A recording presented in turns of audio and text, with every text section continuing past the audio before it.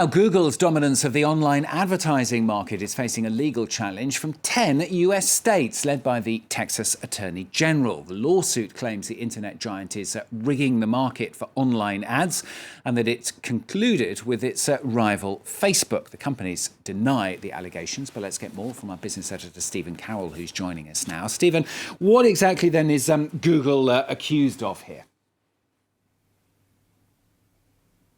This case goes to the heart of Google's business. The company earns 80% of its revenue from online advertising, and this particular case is looking at ads that Google sells on websites across the internet, outside of its own Google websites, but the ads that are sold via technology known as an ad exchange. And this case says that Google provides the dominant tools and every link in that sale from seller to buyer in online advertising, and what it's alleging is that it's forcing both publishers and sellers to use their tools to get access to these online ad spaces. Now, it says that these online ad auctions are rigged in favour of Google's tools, and in that way the company is controlling the prices of online ads, and that's how they're dominating this section of the market and stifling competition. It's also said that Google is colluding with its main rival in online advertising, and that's Facebook,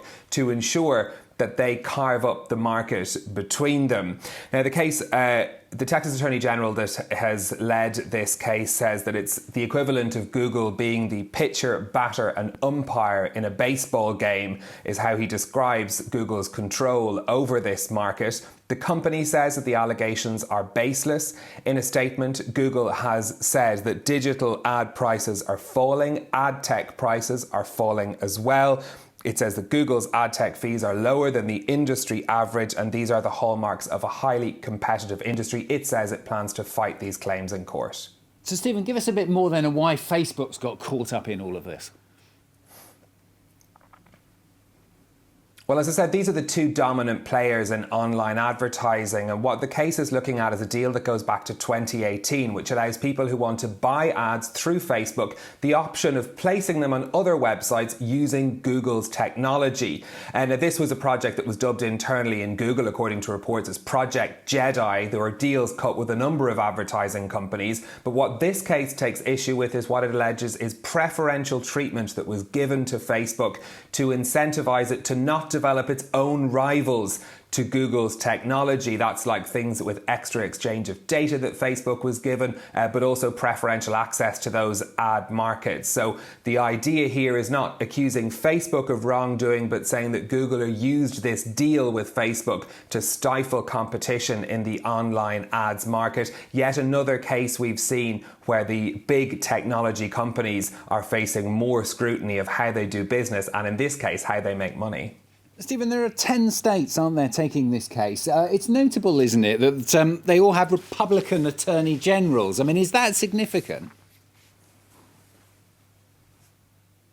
Yeah, Texas Attorney General Ken Paxton is the leader in this, and the 9 other states are all, as you say, also being taken by Republican attorney generals. There are reports that actually there is a bipartisan case against Google that's also set to be announced imminently, perhaps even later today, and that's going to focus on Google's dominance in the search engine market. So perhaps there's a bit of competition for the limelight here as well, and these Republican attorney generals wanting to announce their case against Google first.